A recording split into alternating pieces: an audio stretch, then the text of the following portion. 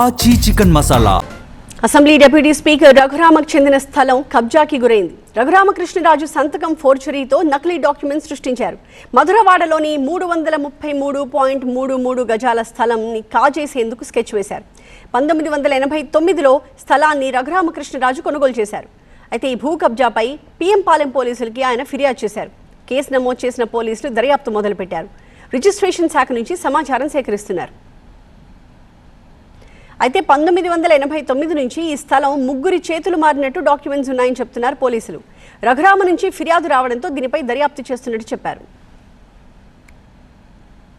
1989లో 7 నెలల్లో మన president deputy speaker sir Raghuramakrishnaraju sir Marutinagar లేఅవుట్లో ఒక సైట్ ఒకటి కొనడం జరిగిందండి.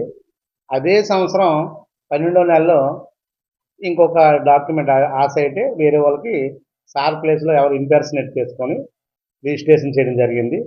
ఆ తర్వాత ఆ డాక్యుమెంట్ 91లో దొంతులూరు సత్యనారాయణమ్మ అనే ఒక డాక్యుమెంట్ అయింది. ఆ తర్వాత గణపతిరాజు సాయి భాస్కర్ అని మళ్ళీ 2001లో ఇంకొక డాక్యుమెంట్ అయింది.